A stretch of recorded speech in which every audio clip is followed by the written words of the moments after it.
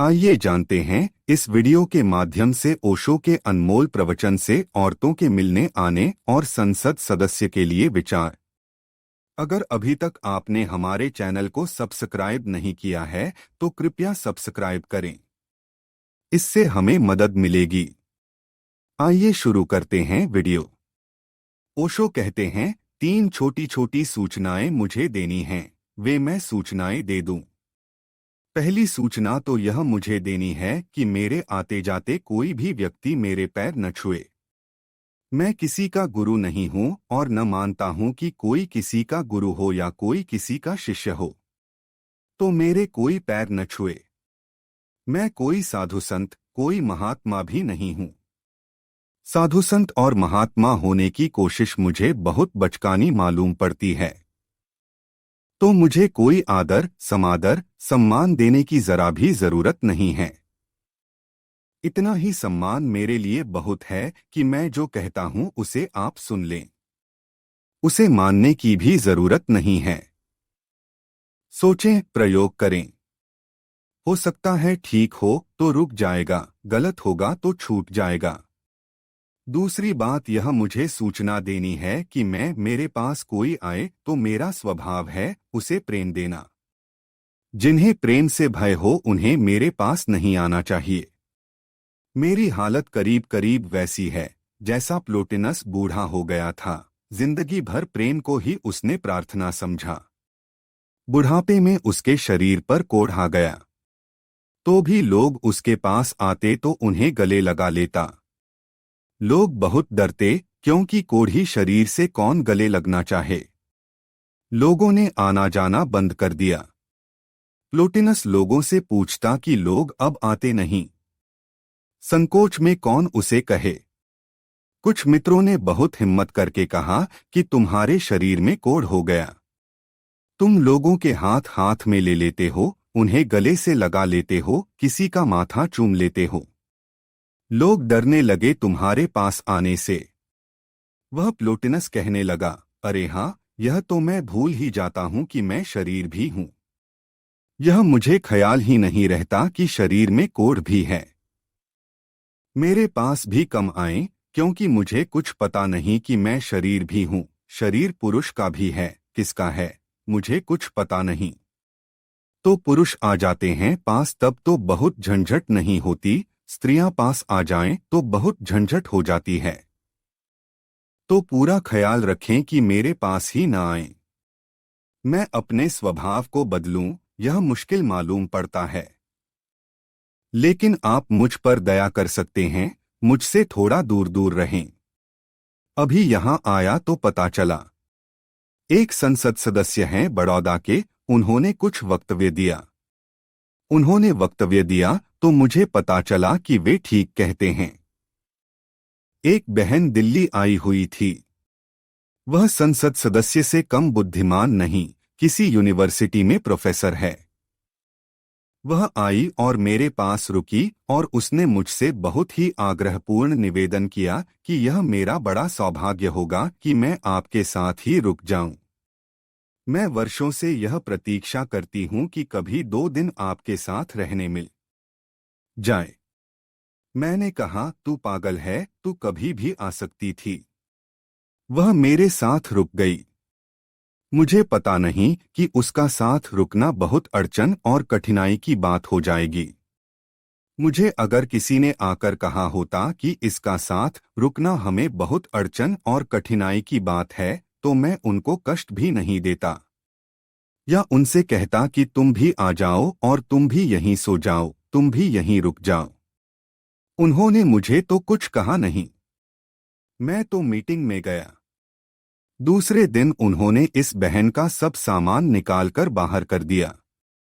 मैं आया तो वह खड़ी हुई रो रही है और उसने मुझे कहा कि मेरा बहुत अपमान किया गया, मुझसे बहुत अभद्र बातें कही गईं। मैंने कहा, यह तो बड़े आश्चर्य की बात है। तो उन मित्रों ने कहा कि जब आप आए तो यह बहन आपसे गले मिली, और यह तो बड़ा अनाचार है कि कोई बहन आपसे गले मिल जाए। तो मैंने उनसे कहा कि मुझे कह देना था तो अच्छा होता, उसका सामान निकालना या उससे कुछ बातें कहनी बहुत गलत बात है, अभद्र है। फिर अभी इधर आया तो पता चला उन्होंने वक्तव्य दिया है अखबारों में। तो मुझे ख्याल आया कि वह भी निवेदन आपसे कर दूं। मेरे पास कौन आता है, स्त्री पुरुष है, मैं कोई हिसाब नहीं रखता हूं। इसलिए संभल कर ही मेरे पास आना चाहिए, वह अच्छा है। आगे भी मैं हिसाब रख सकता हूं, यह बड़ा मुश्किल है। तो मुझसे थोड़ा दूर ही रहना चाहिए, वह अच्छा है। संसद सदस्यों को तकलीफ देना अच्छा नहीं होता। और संसद सदस्य बेचारे देश का आचरण ठीक रखने की कोशिश करते हैं। उन्हीं के कारण देश का इतना अच्छा आचरण भी है, नहीं तो कभी का बिगड़ गया होता। देश इतना चरित्रवान और आचरणवान उन्हीं के कारण है। और मेरे जैसे लोग तो हमेशा से आचरण बिगाड़ने वाले रहे हैं। तो ऐसे लोगों से थोड़ा दूर रहना चाहिए।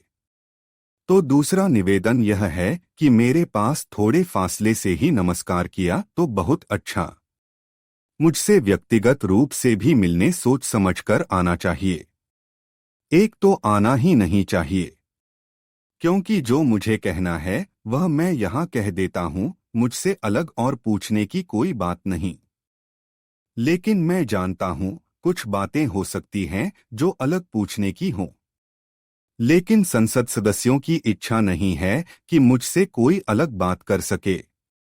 सिर्फ पुरुषों तक बात चल जाए तब तो ठीक है। स्त्रियां अलग आकर बात करने की कोशिश करें तो बड़ी कठिनाई हो जाती है। तो स्त्रियों को तो कतई मुझसे अलग बात करने नहीं आना चाहिए। अब इसमें मेरा कसूर नहीं है, उनका स्त्री होना कसूर है या भारत में पैदा होना कसूर है, यह वे समझें। और अगर कोई मुझसे एकांत में मिलने आए तो उसे सोच समझकर आना चाहिए कि चरित्र जिसका ठीक नहीं, एक ऐसे आदमी के पास जा रहे हैं। तो सोच समझकर विचार करके आना चाहिए। क्योंकि कठिनाई हो लोगों को, तकलीफ हो लोगों को, परेशानी हो। और परेशानी वही होती है जैसा हमारा चित्त होता है, वैसी ही परेशानी शुरू हो जाती है। जिनके चित्त में कामवासना अति है, उन्हें सिवाय कामवासना के और कुछ भी सारी दुनिया में दिखाई नहीं पड़ता है, दिखाई नहीं पड़ सकता है। डॉक्टर राम मनोहर लोहिया ने एक किताब लिखी है और उसमें पूछा है किताब में एक प्रश्न कि बुद्ध जब वैशाली गए तो वैशाली की जो नगरवधु थी, वेश्या थी, आम्रपाली, वह आकर बुद्ध के चरणों में पड़ गई और उसने कहा कि मुझे दीक्षा दे दो। तो डॉक्टर राम मनोहर लोहिया ने एक प्रश्न उठाया है कि मैं सोचता हूं कि उस वक्त उस सुंदर स्त्री को देखकर बुद्ध के मन में कैसी कंपन, कैसी लहर उठी होगी। बड़े मजे की बात है। बुद्ध के मन में कैसी कंपन और कैसी लहर उठी होगी, यह डॉक्टर लोहिया को ख्याल आता है। लेकिन डॉक्टर लोहिया भी संसद सदस्य थे और संसद सदस्यों को फिक्र करनी चाहिए, बिल्कुल फिक्र करनी चाहिए। देश का चरित्र उन्हीं सबके ऊपर निर्भर है। विवेकानंद हिंदुस्तान आए, सिस्टर निवेदिता का आना बंगाल में एक मुसीबत का कारण हो गया। सन्यासी के साथ और स्त्री, और उन्हें पता ही नहीं कि सन्यासी का अर्थ ही यह होता है कि जिसे स्त्री और पुरुष अब नहीं रहे। लेकिन वह कठिनाई हो गई, वह अड़चन हो गई, वह मुश्किल हो गई। जीसस क्राइस्ट के पास मेगदालिन एक औरत आई और उनके चरणों को पकड़कर आंसुओं से धो डाला। बस सब गड़बड़ हो गई। ईसा उसी दिन से गड़बड़ शुरू हो गए। एक वेश्या को उन्होंने पैर क्यों छूने दिए? अब जीसस के लिए भी कोई वेश्या है और जीसस के लिए भी कोई स्त्री और पुरुष है। लेकिन जीसस गलती में हैं, संसद सदस्य ज्यादा ठीक जानते और समझते हैं।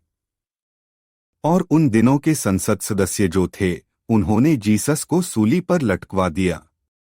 सुकरात के ऊपर चरित्रहीनता का आरोप था कि यह लड़कों को बिगाड़ता है। रामकृष्ण परमहंस के पास विवेकानंद गए तो विवेकानंद तो एक सुंदर युवक थे। तो अफवाह उड़ाई गई कि रामकृष्ण सुंदर लड़कों को प्रेम करते हैं। वह तो यह कहो कोई संसद सदस्य नहीं था वहां दक्षिणेश्वर में, नहीं तो रामकृष्ण को पता चलता कि क्या मुसीबत हो सकती है। तो उचित यही है, उनकी कोई गलती नहीं है, उन्होंने तो अच्छा ही किया, उन्होंने तो बात अच्छी ही कही, उनका कोई कसूर भी नहीं है, उनको ये बातें कहनी चाहिए। मैंने तो उनसे वही कहा था कि मैं जाहिर में बात कर लूं। तो वे कहने लगे, नहीं, जाहिर में बात करना ठीक नहीं है। लेकिन अब उन्हें खुद लगा कि जाहिर में बात होनी चाहिए। मैं तो जाऊंगा उनके इलेक्शन के वक्त वहां बड़ौदा और लोगों से कहूंगा कि इनको जरूर वोट देना, नहीं तो देश का चरित्र खराब हो जाएगा। इनको वोट देते ही रहना, नहीं तो देश के चरित्र की कोई संभावना नहीं है। सारे देश के चित्त को कामुक बनाया हुआ है और चरित्र की सारी बातें चलती हैं। और कामुकता इतनी गहरी घुस गई है कि असंभव हो गया है स्त्री पुरुष को क्षण भर को भूलना कि कौन स्त्री है कौन पुरुष है। भूलना ही असंभव हो गया है। लेकिन वे दूसरी बातें हैं, मुझ जैसे गलत लोग करते हैं, अच्छे लोग ऐसी बातें नहीं करते। लेकिन लोगों को सावधान होना चाहिए। क्यों मेरे पास आने की जरूरत क्या है? कोई जरूरत नहीं है। मुझे पत्र लिखने की भी जरूरत नहीं है, क्योंकि मैं बड़े गड़बड़ पत्र लिखता हूं। तो तीसरी प्रार्थना आपसे यह करनी है कि मुझे पत्र मत लिखा करें। और स्त्रियों के साथ बड़ी मुसीबत है।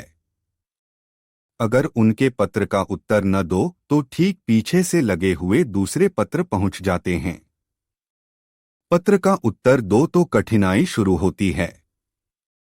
तो मुझे पत्र न लिखा करें। मुझसे तो जो बात पूछनी हो वह यहाँ पूछ लो। और या फिर अगर किसी को मिलना ही हो, पुरुषों को तो उतनी तकलीफ नहीं है, स्त्रियों को अगर मिलना ही हो तो अगर वे कम उम्र हो तो अपने बाप को साथ लाना चाहिए, वह रक्षक रहता है। ज्यादा उम्र हो अपने पति को साथ लाना चाहिए, वह रक्षक रहता है।